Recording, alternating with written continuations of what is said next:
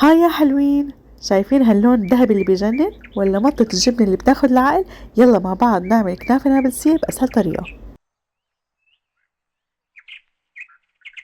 أول شي رح نعمل القطر أو الشربات. رح نجيب طنجرة صغيرة ونحط فيها 2 كاسة من السكر الحبيبات العادي، وكمان 2 كاسة من المي، بس بدنا اياها عادية، لا مي باردة ولا مي سخنة، وما بدنا نحركن أبدا. رح نرفعن على نار متوسطة مثل ما هن حتى يبتدي السكر يدوب نوعا ما.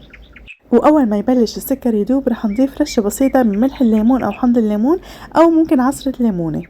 وهلأ بنصير بنحرك السكر حتى يدوب تماما ما يضل له اي اثر، ونتركها على النار من 7 ل10 دقايق، وبعدين نرفعها على النار ونتركها حتى تبرد على جنب.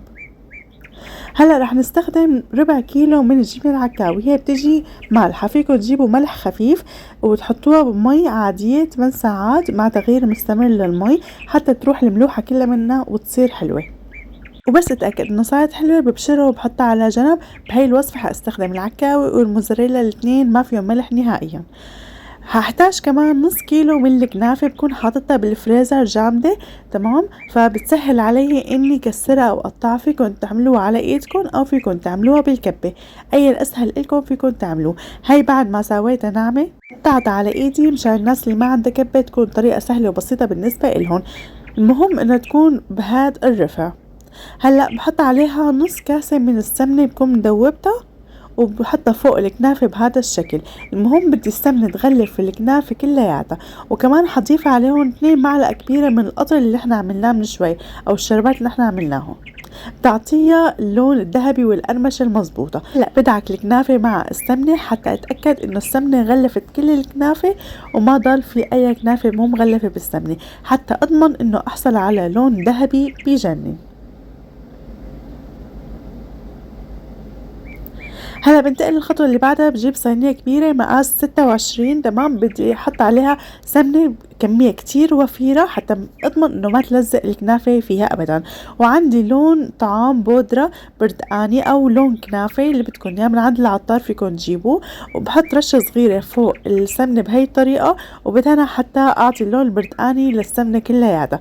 وبحط الكنافة فوق السمنة برشها هيك بشكل عشوائي الأول، بعدين بدي افردها بالصينية بشكل متساوي حتى تكون كلاتها بنفس الحجم.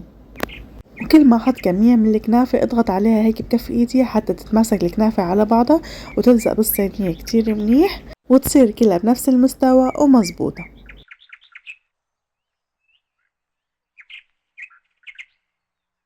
الخطوة الجاية كتير مهمة حتى تكون معكم الكنافة كتير مزبوطة. حنجيب كيس نايلون ونحطه فوق الكنافة، ونجيب صينية مقاس أصغر من الصينية اللي نحن حاطين فيها الكنافة، ونضغط على الكنافة كتير منيح من كل الاتجاهات وبالنص حتى تصير كلها نفس الارتفاع ونفس السمك من كل الأطراف وكل النواحي.